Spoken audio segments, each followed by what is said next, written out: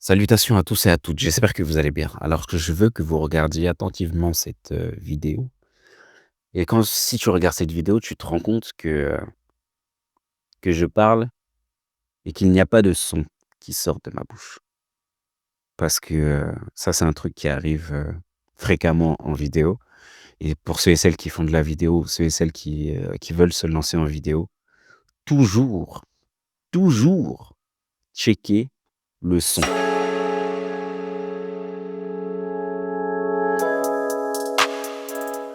Donc j'ai posé ma caméra, j'ai allumé mon micro, mais je sais pas ce qui s'est passé.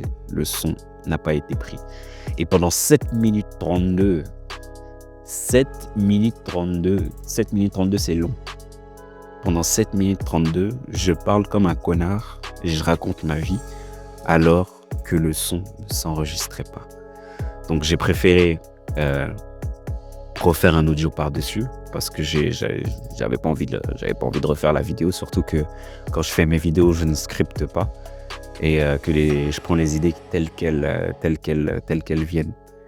Et je vais essayer de me remémorer petit à petit ce que j'avais dit là-dedans, même si ce sera pas totalement pareil, même si la prise, elle était bien. La prise, elle était bien.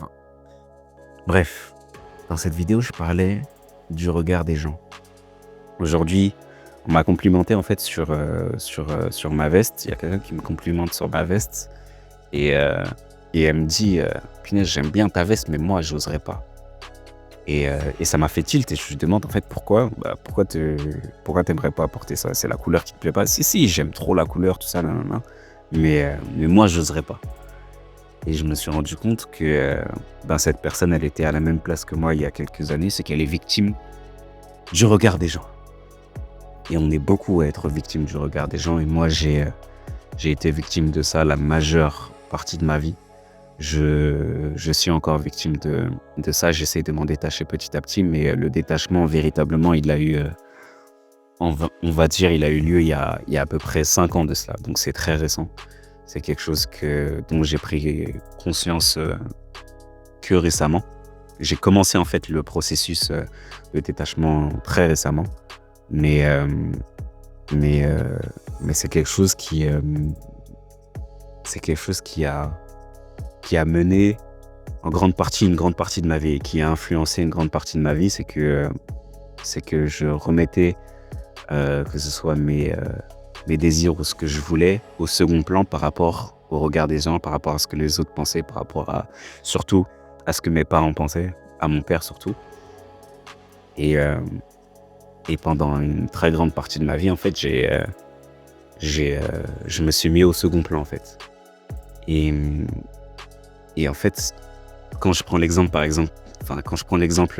du fait de s'habiller, il y a beaucoup de personnes, en fait, qui sont comme ça, parce que j'ai déjà beaucoup eu de commentaires sur la manière dont je m'habillais, etc. D'ailleurs, ça me fait penser qu'il faudrait que je fasse un truc dans ce sens-là. Je sais pas encore quoi, mais c'est quelque chose qui revient, qui est récurrent. Bref, et donc du coup, quand je reçois des commentaires, il y a souvent ce truc-là, ouais, j'oserais pas. Et en fait, ces personnes, c'est pas qu'elles n'osent pas, c'est qu'elles ont peur de ce que les gens pourraient penser si elles les voyaient habillées comme ça. Elles ont peur de ce que les gens pourraient penser si elles les voyaient porter certaines choses, si elles les voyaient se comporter d'une certaine manière, si elles les voyaient se coiffer d'une certaine manière. Et en fait, quand tu fais ça, c'est que tu laisses le pouvoir aux autres de pouvoir décider de ce que toi tu veux, de ce que toi tu désires, de ce que toi peut-être tu penses en fait. Et je me dis c'est quelque chose de triste et dommage parce qu'au final, quand tu laisses le pouvoir aux autres de pouvoir décider pour toi, moi je me suis rendu compte que à ce niveau-là, en fait, tu te connais pas vraiment, tu sais pas vraiment qui tu es, vu que tu laisses à chaque fois les autres pouvoir décider pour toi de ce que tu veux, etc. Et j'ai mis du temps à m'en rendre compte. Je continue aujourd'hui à faire l'effort de pouvoir de me connaître et m'affirmer, affirmer ce que je veux, affirmer ce que je pense, même si je pense que c'est le travail de toute une vie, mais je pense que c'est quelque chose de super important parce que le fait d'apprendre à se connaître, c'est ça qui va te permettre de pouvoir, en vérité, orienter ta vie dans telle ou telle direction et Et c'est une des choses que je veux inculquer à mes enfants. Le fait de pouvoir se détacher du regard des gens, même si on sait que c'est difficile, que ce soit à l'école, etc. On est influencé par pas mal de, de choses, mais le fait de s'affirmer à ce niveau-là, je pense que ça t'aide à pouvoir traverser pas mal de difficultés. Je te donne un exemple simple. En grandissant, quand j'étais plus jeune dans la période du collège, j'ai mis des produits éclaircissants parce que je me souciais de ce que les gens pensaient par rapport à ma couleur de peau, par rapport au fait que on me disait que j'étais très noir, etc.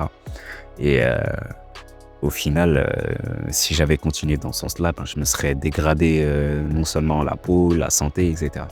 Et ça, c'est juste un aspect dont je te parle, mais, euh, mais ça a été présent dans pas mal d'aspects de ma vie, en fait.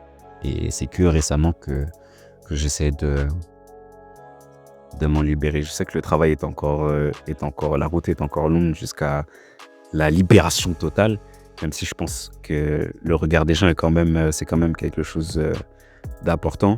Il faut pas voir ça comme quelque chose de totalement négatif, parce que je pense que le regard que les autres posent sur toi aussi est important. L'influence n'est pas seulement négative, en fait.